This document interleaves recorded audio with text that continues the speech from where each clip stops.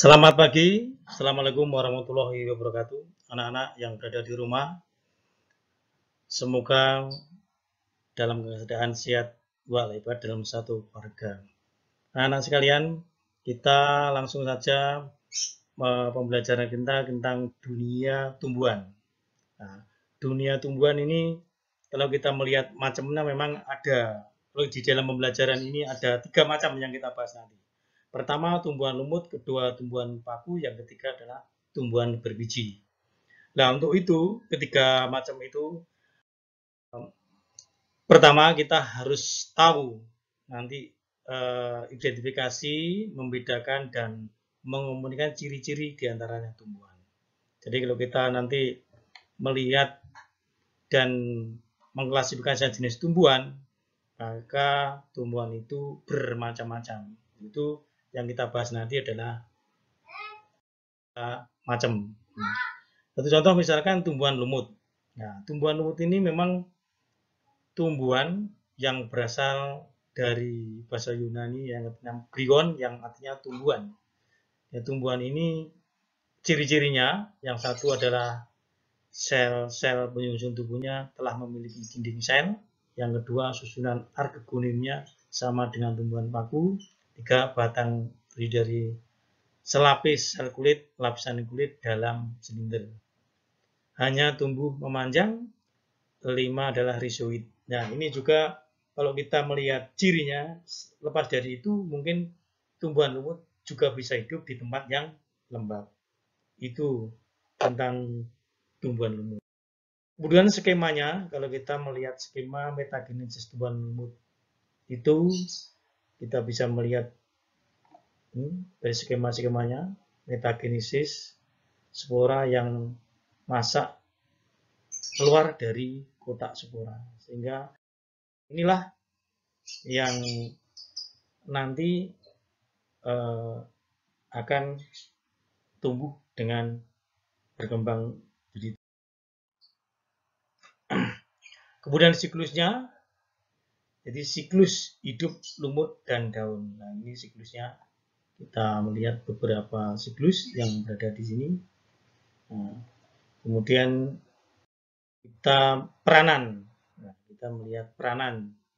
Jadi peranan lumut bagi kehidupan manusia diantaranya sebagai pembalut, pengganti kapas, juga menyerap air dan melembabkan tanah. Itu semua melalui proses secara higienis, tidak semata-mata kita mencari lumut kemudian untuk membalut anak-anak. Jadi semua itu melalui proses secara higienis. Kemudian tumbuhan paku. Nah, tumbuhan paku ini mempunyai ciri-ciri, ya, diantaranya adalah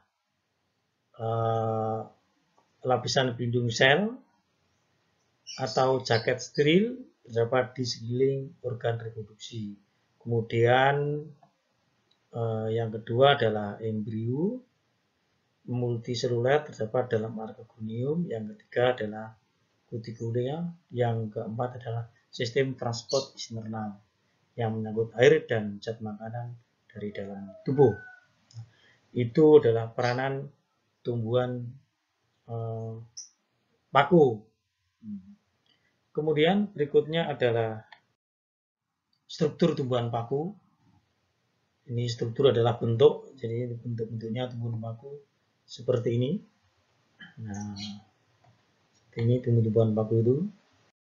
Kemudian skema metagenesis tumbuhan paku, bagian bawah metagenesis dewasa malus dan sampai dengan paku dewasa. Ini dari meiosis, fertilisasi, zigot. Nah, terakhir ini adalah paku saprofit dewasa.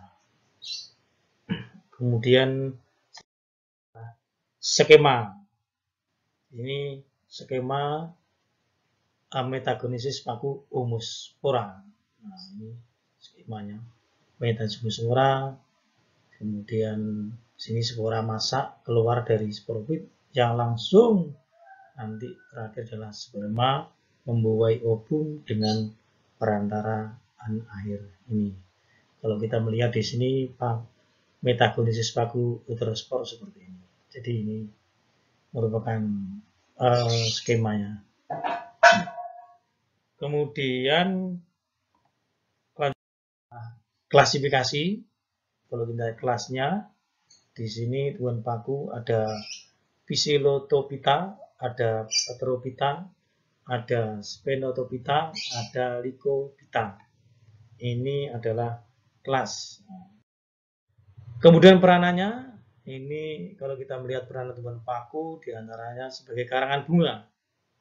Yang kedua adalah sayuran. Yang keempat adalah tanaman hias. Ini peranan tumbuhan paku.